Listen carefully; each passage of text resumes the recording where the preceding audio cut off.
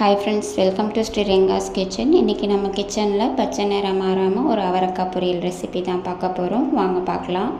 இது பண்ணுறதுக்கு ஒரு கடாயில் 3 டேபிள் ஸ்பூன் எண்ணெய் விட்டுக்கலாம். எண்ணெய் நல்லா சூடானதும் 1 டேபிள் ஸ்பூன் கடுகு நல்லா பொரிஞ்சதும் 1 டேபிள் ஸ்பூன் உளுந்து, கூடவே 2 வரமிளகாவை 2 கிள்ளி சேர்த்து விட்டுக்கலாம்.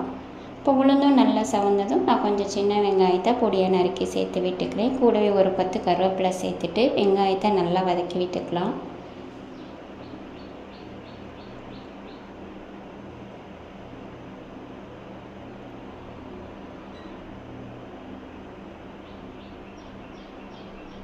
வெங்காயத்தை இந்தளவு நல்லா வதக்கி விட்டுக்கோங்க, அப்போ தான் நல்லா டேஸ்ட் கொடுக்கும். இப்போ நம்ம கட் பண்ணி வச்ச அவரைக்காவை இதோட சேர்த்து விட்டுடலாம்.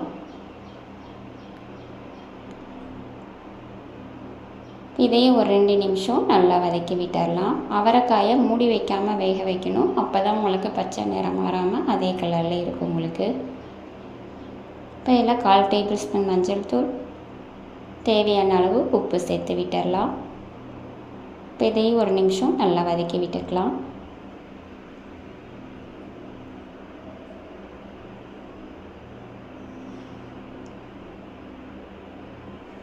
இப்போ இது கூட 1/2 கப் அளவு தண்ணி சேர்த்து விட்டுட்டு காய் நல்லா வெந்து வரணும். இதை ஒரு தடவை நல்லா கலந்து விட்டுட்டு அடுப்பை மீடியம் ஃப்ளேமில் வச்சுக்கோங்க. காய் நல்லா வேகட்டும்.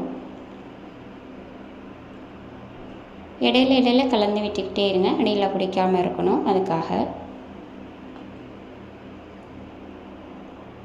இப்போ பாருங்கள், 5 நிமிஷம் போல் ஆகிருக்கு. தண்ணி எல்லாமே நல்லா சுண்டி காயுமே வெந்து வந்திருக்கு. இந்த அளவு வேகணும்.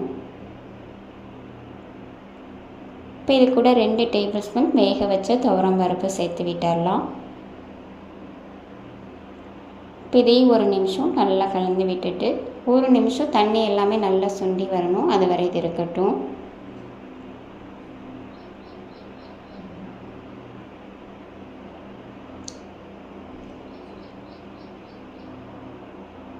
கடைசியாக இப்போ துருவின தேங்காய் 1 டேபிள் ஸ்பூன் சேர்த்து விட்டுட்டு இதை ஒரு தடவை நல்லா கலந்து விட்டுட்டு அடுப்பை ஆஃப் பண்ணிடலாம்.